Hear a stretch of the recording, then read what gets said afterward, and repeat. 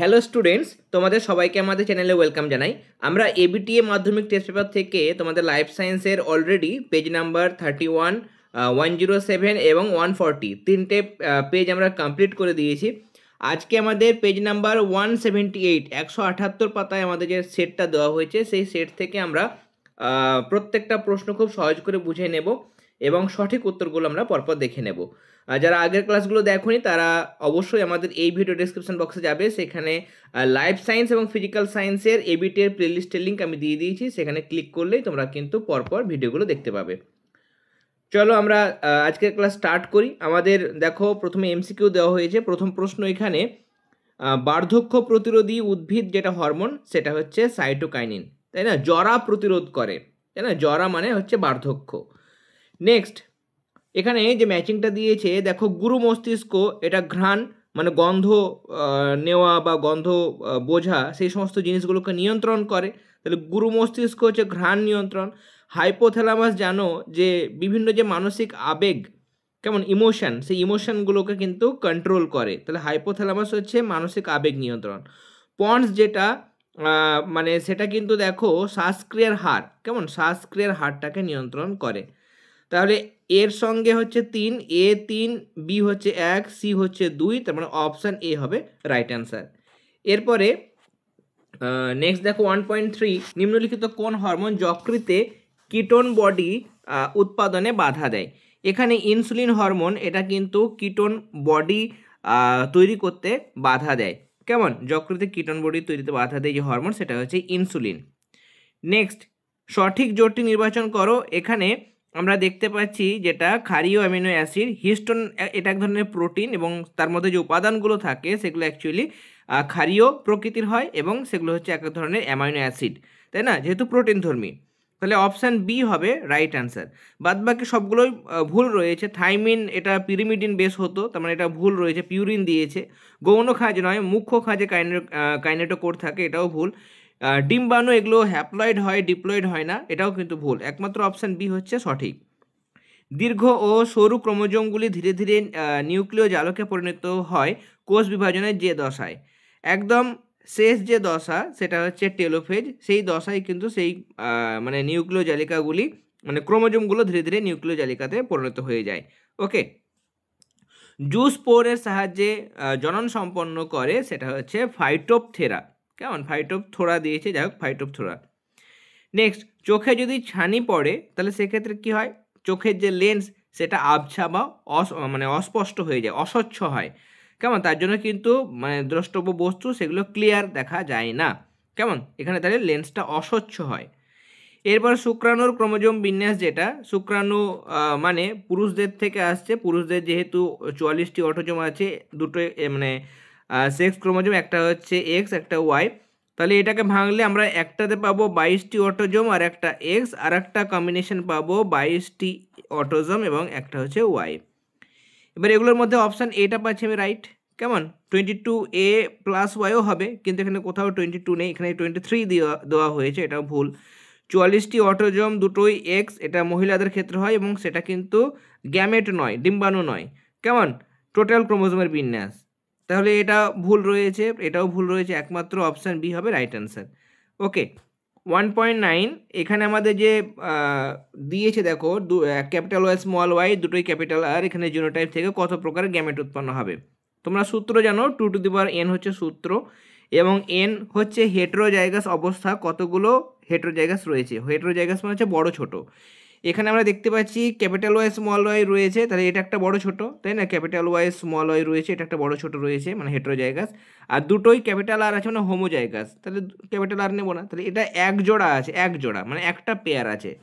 তাহলে আমাদের এখানে n এর ভ্যালু হয়ে যাবে 1। কেমন? যদি এখানে থাকতো ধরো ক্যাপিটাল আর একটা ছোট আর থাকতো, তাহলে n এর মান এটা একটা দুটো পাচ্ছি, তখন n এর মান 2 হয়ে যেত। এখানে শুধু আমরা যেহেতু আমাদের এখানে এটা নেই, শুধুমাত্র একটাই বড় ছোট কম্বিনেশন একটাই আছে, তাই জন্য n এর মান হয়ে গেল 1। তাহলে 2 টু দি পাওয়ার 1 মানে 2 হবে আনসার। তাহলে দুই ধরনের গ্যামেট তৈরি হবে, যেখানে ধরো আমার তোমাদের দেখাচ্ছি যে এই ক্যাপিটাল ওয়াইয়ের সঙ্গে একবার ক্যাপিটাল আর যাবে আর স্মল ওয়াইয়ের সঙ্গে একবার ক্যাপিটাল আর যাবে, আর কোনো কম্বিনেশন কিন্তু পসিবল নয়, তাহলে দুই ধরনের।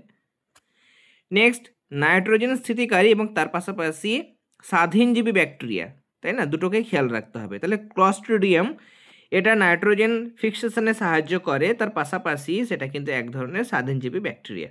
তাহলে অপশান এ হবে সঠিক উত্তর। প্রদত্ত উদাহরণের মধ্যে কোনটি সমসমস্ত অঙ্গের সঠিক জোড়া? প্রথম যে অপশান দেওয়া হয়েছে পেঁয়াজের শল্কপত্র, সেটা পেঁয়াজের শল্কপত্র এবং তার পাশাপাশি ক্যাকটাসের পত্রকণ্টক, এগুলোর গঠন একই। কেমন উৎপত্তি বা অন্তর্গঠন যদি দেখা যায় তাহলে এদের অন্তর্গঠন বা উৎপত্তি একই, কিন্তু মানে প্রত্যেকটার কাজ আলাদা। পেঁয়াজের শল্কপত্র কাজ আলাদা, ক্যাকটাসের ক্ষেত্রে পত্রকণ্টক এটা বাষ্পমোচন প্রতিরোধ করার জন্য এরকম অভিযোজন দেখা গেছে। তাহলে বিভিন্ন পরিবেশে থাকার জন্য তাদের কাজটা আলাদা হয়ে গেছে। তার মানে এটাই হচ্ছে সঠিক জোড়, সমসমস্ত অঙ্গ। সমসমস্ত অঙ্গ মানে তোমরা জানো কাজ মানে উৎপত্তি একই হবে, উৎপত্তি বা গঠন একই, কিন্তু কাজ আলাদা হবে, তাই না? বাদবাকি দেখো আঙুরলতা আকর্ষ, মটর গাছের আকর্ষ, এগুলোর কাজ একই হয়ে যাচ্ছে, উৎপত্তি গঠন আলাদা, কাজ একই, এগুলো সমবৃত্তি অঙ্গ। বাদুড়ের ডানা, পতঙ্গের ডানা, উৎপত্তি আলাদা, কাজ একই, এগুলো সমবৃত্তি অঙ্গ। কেমন? অপশান ডিটাও হচ্ছে সমবৃত্তি অঙ্গ, একমাত্র অপশান এ হচ্ছে সমসংস্থ অঙ্গ। 1.12 ডারউইন অস্তিত্বের জন্য সংগ্রাম, যে ফলস্বরূপ যে সিদ্ধান্ত নিয়েছিলেন তা হলো তার যে মানে অস্তিত্বের জন্য সংগ্রাম, এবং সংগ্রাম করে যে জয়ী হবে সে কী হবে, তার কিন্তু মানে প্রকৃতি তাকে নির্বাচন করবে এবং সেখানে কিন্তু যোগ্যতমের উদ্বর্তন ঘটবে, যোগ্যতমের উদ্বর্তন। ওকে, এর অস্তিত্বের জন্য সংগ্রামের ওপর ভিত্তি করে তার যে তত্ত্ব সেটা হচ্ছে যোগ্যতমের উদ্বর্তন। তাহলে অপশান বি হবে সঠিক উত্তর। 1.13 কোনটি গ্রিনহাউস গ্যাস হয় দেওয়া ছিল, এটা 9 হবে। কেমন? Greenhouse gas carbon dioxide, nitrous oxide, methane, এগুলো সব গ্রিনহাউস গ্যাস। সালফার ডাইঅক্সাইডটা গ্রিনহাউস গ্যাস নয়, তার মানে অপশান এটা সঠিক উত্তর। পায়রার বায়ুথলির ক্ষেত্রে কোনটি প্রযোজ্য নয়?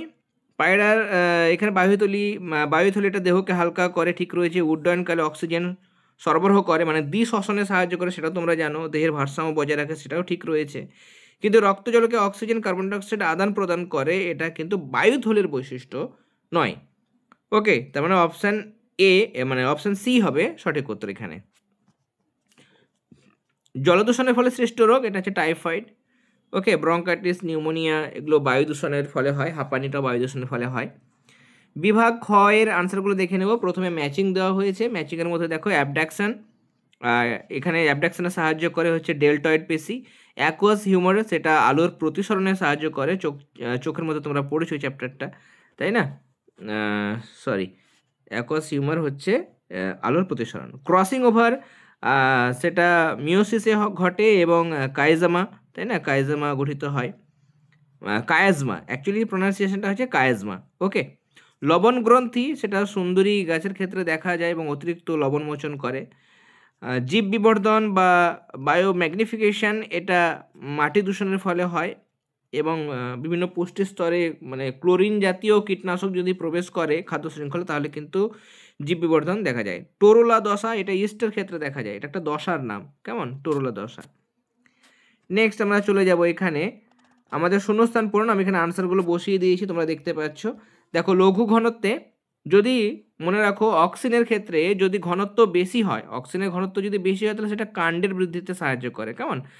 আর যদি কম ঘনত্ব হয়, লঘু ঘনত্ব, তাহলে সেটা কিন্তু সেই অক্সিজেন মূলের দ্রুত মানে বৃদ্ধি ঘটাতে সাহায্য করে। তাহলে লঘু ঘনত্বে কোন হরমোন উদ্ভিদের মূলের দ্রুত বৃদ্ধিতে সাহায্য করে? তাহলে অক্সিজেন হবে রাইট আনসার। 2.8 বলছে গুরু মস্তিষ্কের গোলার্ধ দুটো, মানে দুটো অর্ধগোলক। গুরু মস্তিষ্ক দুটো অর্ধেক গোল অংশ নিয়ে তৈরি, তো তাই না? দুটো অর্ধেক গোলাকার অংশ নিয়ে তৈরি। তাহলে অর্ধেক দুটো গোলাকার অংশ নিয়ে তৈরি, সেই দুটো যে স্নায়ু যোজক দ্বারা যুক্ত থাকে সেটার নাম হচ্ছে কর্পাস ক্যালোসাম। ওকে, কর্পাস ক্যালোসাম।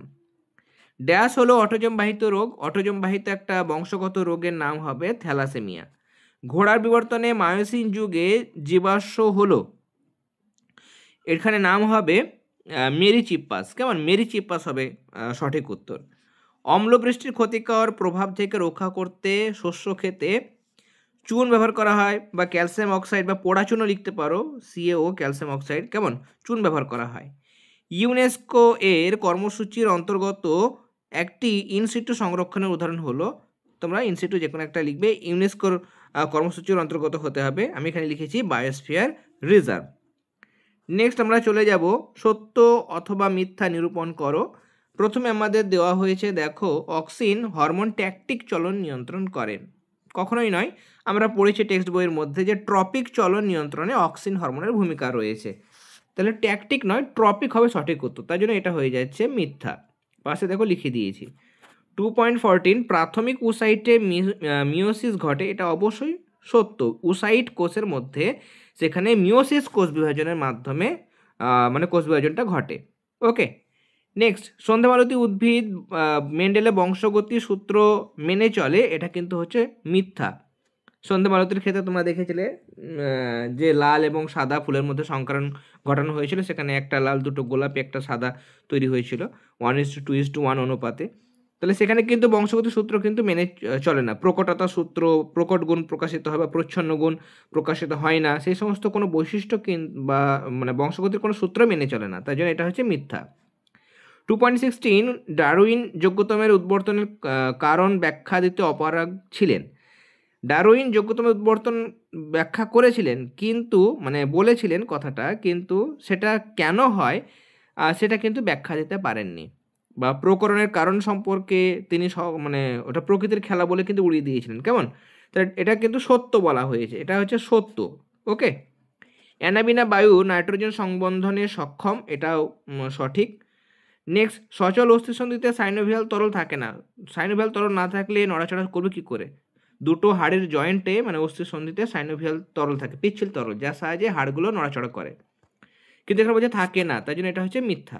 ওকে, এবার এখানে যে প্রশ্নগুলো আছে তোমরা দেখতে পাচ্ছ, আমি এই প্রশ্নের উত্তরগুলো আবার প্রশ্ন লিখে নিচে করে দিয়েছি। যেমন প্রথম প্রশ্ন এখানে 2.19 দিয়েছে যে এগুলোর মধ্যে আলাদা কোনটা, বিসদৃশ কোনটা? বামনত্ব, মধুমেহ, গলগণ্ড, অ্যাক্রোমেগালি। এখানে অ্যাক্রোমেগালি এটা হচ্ছে আলাদা, তার কারণ বামনত্ব যদি আমরা দেখি, ডোয়ার্ফিজম বা মধুমেহ, ডায়াবেটিস, গলগণ্ড বা গয়টার, এই তিনটে রোগ কেন হয়? হরমোনের কম ক্ষরণের ফলে হয়। প্রত্যেকটা আলাদা আলাদা মানে রয়েছে। যেমন বামনত্ব, এটা এসটিএইচ বা গ্রোথ হরমোন যদি কম হয় তাহলে সেক্ষেত্রে হয়। মধুমেহ তোমরা দেখেছো ইনসুলিনের কম ক্ষরণে হয়। গলগণ্ড এটা থাইরক্সিন হরমোনের ক্ষেত্রে হয়, বা আয়োডিনের অভাব ঘটলে হয়, তাই না? তাহলে মেনলি এগুলো হরমোনের কম ক্ষরণের ফলেই হচ্ছে বা অভাবজনিত কারণে হয়।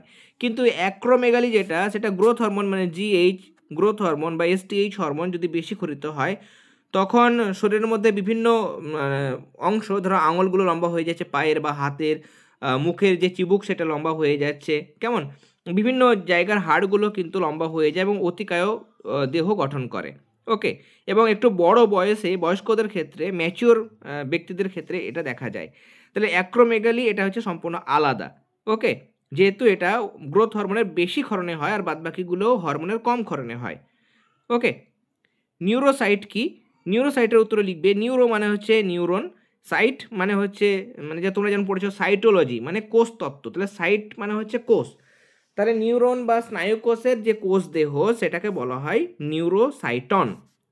এটা কি নিয়ে তৈরি না, তো এটা নিউক্লিয়াস এবং সাইটোপ্লাজম নিয়ে গঠিত, এবং এখান থেকেই পরে ডেনড্রন এবং অ্যাক্সন তৈরি হয় বা নির্গত হয়। শূন্যস্থান পূরণ, ফ্ল্যাজেলা, প্যারামিসিয়াম, আচ্ছা ইউগ্লিনা বলেছে ফ্ল্যাজেলা, তাহলে প্যারামিসিয়ামের যেটা গমনাঙ্গ সেটা হবে সিলিয়া, তাই না? ইউগ্লিনার গমনাঙ্গ ফ্ল্যাজেলা, প্যারামিসিয়ামের গমনাঙ্গ হচ্ছে সিলিয়া, তাহলে সিলিয়া বসাবে। নেক্সট 2.22 প্রেসবায়োপিয়া ত্রুটি সংশোধনের জন্য কোন ধরনের চশমা ব্যবহার করা হয়? প্রোগ্রেসিভ চশমা মানে যেখানে কাছে দূরে সবটাই আমরা অ্যাডজাস্ট করে দেখতে পারবো, তার মানে সেখানে আমাদের বাইফোকাল লেন্সযুক্ত চশমা ব্যবহার করতে হবে, বাইফোকাল। ওকে, নেক্সট স্যাট ক্রোমোজোম দেখো, এখানে প্রথমে আমরা এখানে লিখেছি যে সমস্ত ক্রোমোজোমে গৌণ খাঁজ ছাড়াও টেলোমিয়ার প্রান্তে একটি বাল্বের মতো ফোলা অংশ থাকে তাকে স্যাটেলাইট বলে। এই স্যাটেলাইটযুক্ত ক্রোমোজোমকে স্যাট ক্রোমোজোম বলে।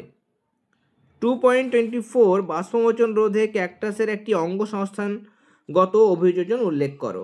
এখানে তোমরা জানো বাষ্পমোচন রোধ করার জন্য ক্যাকটাসের পাতাগুলো কাঁটায় রূপান্তরিত হয়েছে। 2.25 নিচে চারটি বিষয়ের মধ্যে তিনটি অপর একটি বিষয়ের অন্তর্গত।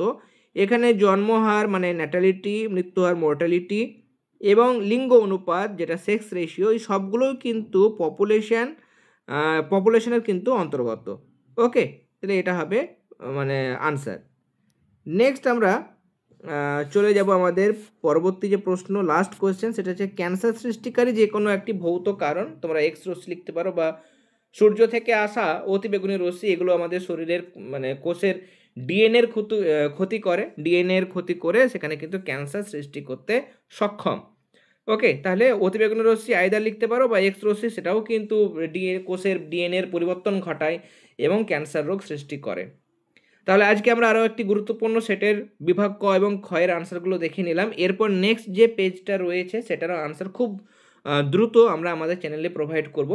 পাশাপাশি ফিজিক্যাল সায়েন্সেরও ক্লাসগুলো চলছে, তোমরা যারা ফিজিক্যাল সায়েন্সের প্রিভিয়াস যে মানে পেজ নাম্বারগুলো সলভ করা হয়েছে যারা দেখোনি অবশ্যই দেখে নিও।